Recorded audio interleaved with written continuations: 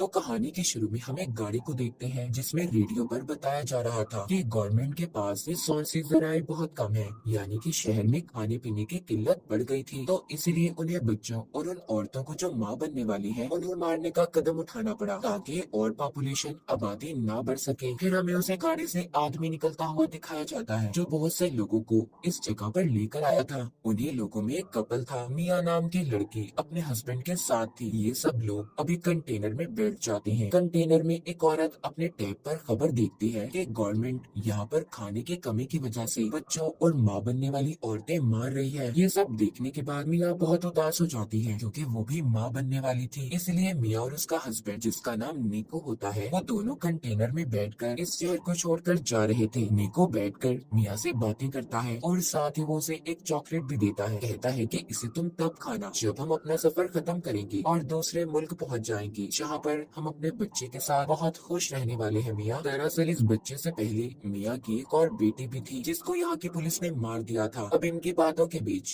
Container का दरवाजा बजने लगता है। जब निको देखने जाता है तो एकदम से दरवाजा खुल गया था। अंदर और भी बहुत से लोग आते हैं। इस कंटेनर में बहुत सारे लोग जमा हो गए थे, इसलिए बाहर खड़ा आदमी जिसके हाथ में गन थी वो कहता है कि आधे लोग बाहर आ जाओ, हमारा दूसरा कंटेनर आ रहा है, बाकी उसमें जाएंगे। तभी निको को भी उन लोगों के बीच में गन दिखाकर निकाल लिया जाता है। मिया कंटेनर के सुराग से देखती है निको को 107 नंबर के कंटेनर में भेजा जा रहा था। निको मिया से फोन पर बात करता है। वो उससे कहता है फिक्र नहीं करो, हम दोनों एक ही जगह पर जा रहे हैं, हम इकट्ठे हो जाएंगे, बस तुम इस सफर के दौरान अपना और मेरे बच्चे का ख्याल रखना और इर्द गिर्द किसी भी इंसान पर भरोसा मत करना। मिया का कंटेनर चलने लगता है। रास्ते में वो देखती है गवर्नमेंट की पुलिस बाहर औरतों को जमा करके जो खास तौर पर माँ बनने वाली है उन्हें मार रही होती है। कुछ देर के बाद कंटेनर रुक जाता है। मिया सुराग से देखती है कुछ ऑफिसर्स ने कंटेनर को तलाशी के लिए रोक लिया था। अब कंटेनर को खोलकर जब चेक किया जाता है तो वो उन्हें पूरा खाली मिलता है। दरअसल इस कंटेनर के अंदर छुपने की खुफिया जगह थी,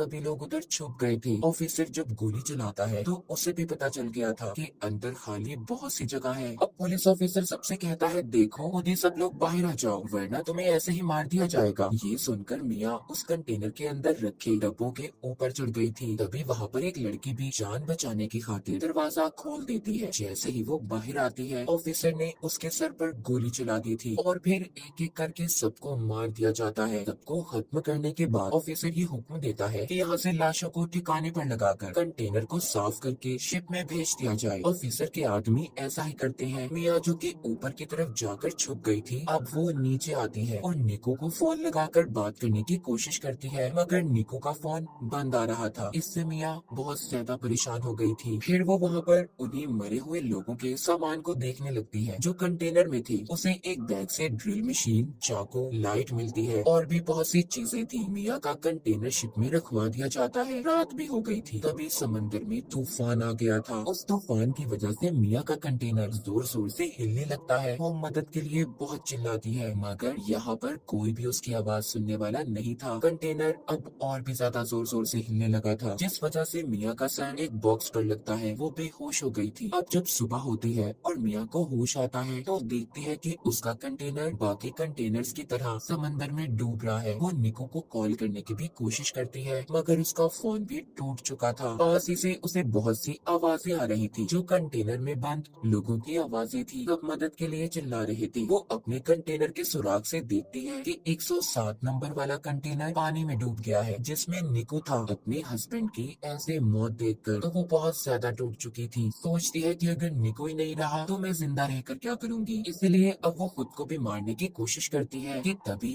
उसे अपने बच्चे का एहसास होता है। वो अपने बच्चे के बारे में सोचने लगी थी, इसलिए मरने का इरादा बदल लेती है। वो ये सोचकर खुश हो रही थी कि बहुत जल्दी इस दुनिया में उसका और निको का बच्चा आने वाला है। यही सोचते सोचते वो सो जाती है। अब जब सुबह को वो उठती है उसके कंटेनर में पानी भरने लगा था। वो डूब रही होती है।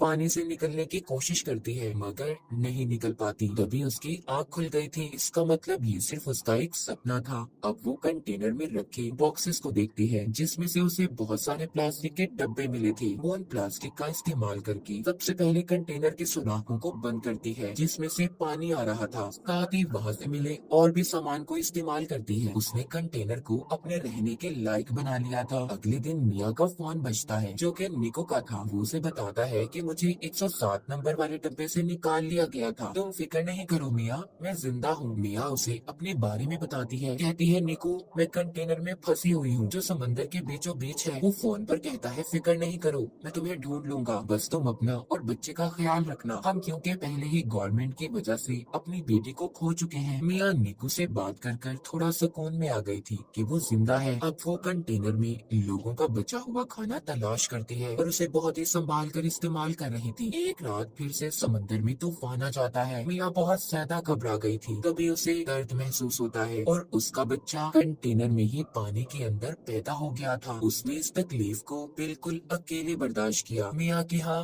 बेटी हुई थी जिसे देखकर वो बहुत खुश होती है। उसने उसे अपने गले लगा लिया था। वो अपने बेटे का बहुत ख्याल रखती है। आहिस्ता आहिस्ता मिया भी ठीक हो गई थी मगर अब उसके पास पड़ा खाना भी खत्म होने लगा था। वो सोचती है कि आखिर कब तक वो ऐसे ही इस कंटेनर में बंद रहेगी। तभी उसे अपने सामने पड़ी ड्रिल मशीन नजर आती है। ये उस मशीन को लेकर कंटेनर के ऊपर रास्ता बनाने की कोशिश करती है। तभी उसकी बेटी भी रोने लगी थी। ये नीचे आती है और अपने बेटे को संभालती है। अगले दिन फिर से ये रास्ता बनाने का काम करती है मगर अब ड्रिल मशीन भी बंद हो गई थी। मिया ने गुस्से में उस मशीन को फेंक दिया था। तब इसे चाकू नजर आता है। ये अब उस चाकू का इस्तेमाल करती है मगर चाकू भी टूट गया था। मिया देखते हैं कि उसके पास अपना पीने के लिए पानी बचा था और न खाने के लिए खाना। उसकी हालत बहुत ज्यादा खराब थी। वो बेहोश हो जाती है। उसे अपनी बेहोशी की हालत में अपनी बेटी नजर आती है जिसको गवर्नमेंट ने मार दिया था। उसे अपने पास निको भी महसूस होता है जो उससे बस यही कह रहा था, मिया इसमें तुम्हारी कोई गलती नहीं, तुमने हर कोशिश की। कि तभी मिया के मुंह पर बारिश का पानी गिरता है। उसे होश आ गया था। वो अब एक कपड़े को फंसाकर कंटेनर के उस हिस्से को खींचती है जिसमें उसने सुराख किए थे। मिया की मेहनत रंग ले आई थी। रास्ता खुल जाता है। वो पहले तो डब्बों में पीने के पानी को जमा करती है।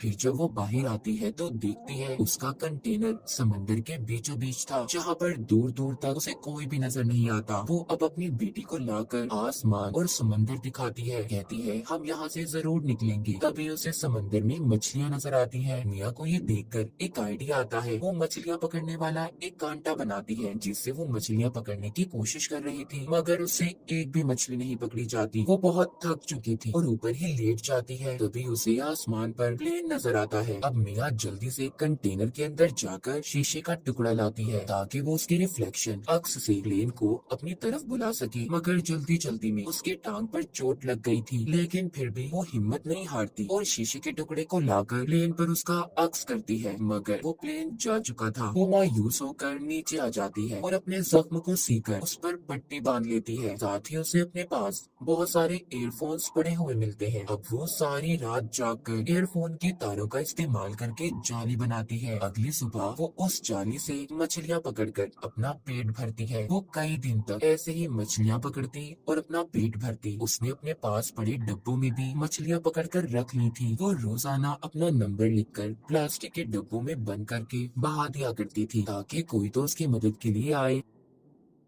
एक रात उसे निको का फोन आता है जो कहता है मिया मुझे माफ कर दो, मैं तुम्हें बचाने नहीं आ सका। हमारे कंटेनर को पुलिस ने पकड़ लिया है, मुझे गोली लगी है। मिया कहती है निको हमारी बेटी हुई है जो बिल्कुल तुम्हारे जैसी है। वो उसे अपनी बेटी की आवाज भी सुनवाती है कि तभी उसका फोन बंद हो गया था। मिया बहुत रोती है और कंटेनर के ऊपर ही सो गई थी। ऐसे ही उसे कंटेनर में रहते 32 दिन गुजर जाते हैं। कंटेनर में जितना भी सामान था सब मिया ने इस्तेमाल कर लिया था जो जो उसके काम आ सकता था। अब वो कंटेनर के ऊपर डब्बों का इस्तेमाल करके एक छोटी सी कश्ती बनाती है जिसमें उसने अपनी बेटी को लिटा दिया था और मछलियाँ जमा करती है कि तभी उसे एक परिंदा नजर आता है जिसे देखकर वो सोचती है कि आसपास जरूर कहीं खुशकी होगी। थोड़ी देर में रात भी हो जाती है। मिया के कंटेनर में पानी भरने लगा था। उसकी बेटी की तस्वीर कंटेनर में गिर गई थी। मिया जब उसे लेने जाती है तो उसका पाँव रस्सी में फंस गया था। तभी ऊपर से उसकी बेटी की छोटी कश्ती पानी में बह गई थी। मिया किसी तरह अपने पाँव को जैसे तैसे छुड़वाकर बाहर आती है, मगर अब उसे अपनी बेटी कहीं पर नजर नहीं आती। वो पागलों की तरह उसे यहाँ वहाँ ढूंढ रही थी, मगर वो उसे कहीं पर भी नहीं मिलती। दूसरी तरफ मिया की बेटी के पास एक बहुत बड़ी व्हेल मछली आती है जो उस पर पानी गिराती है, तो मिया की बेटी रोने लगी थी। मिया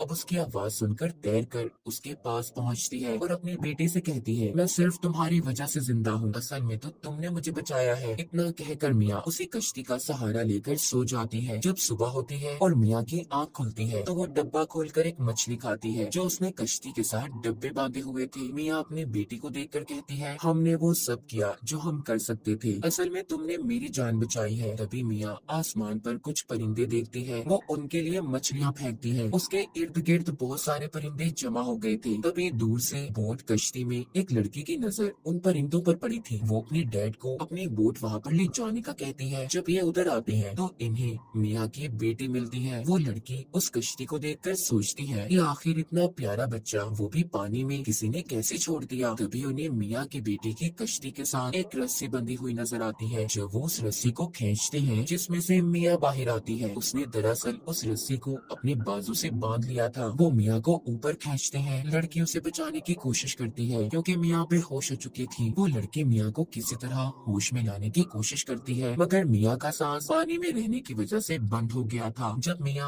अपनी बेटी की रोने की आवाज को सुनती है तो उसे होश आ गया था। वो उनसे पूछती है कि मेरी बेटी कहाँ पर है। वो लड़की मिया की गोद में उसकी बेटी देती है। बोट में लड़की के डैड मेडिकल मदद बुला रहे थे। मिया सबको देखकर बहुत खुश थी कि उसकी और उसकी बच्ची की जान को इन लोगों ने बचा लिया। वो अपनी नई जिंदगी के बारे में सोचकर रोने लगती है। मिया ने बहुत सी मुसीबतों का सामना किया था, आखिरकार उसने अपनी और अपनी बेटी की जान को बचा लिया। माँ बनने की ताकत ने उससे हर वो काम करवाया जिसके बारे में उसने कभी सोचा भी नहीं था। उसने एक बहादुर लड़की की तरह कंटेनर में बहुत से दिन गुजारे। मिया की इसी बहादुरी को दिखाते हुए इस फिल्म की कहानी भी यहीं पर खत्म हो जाती है।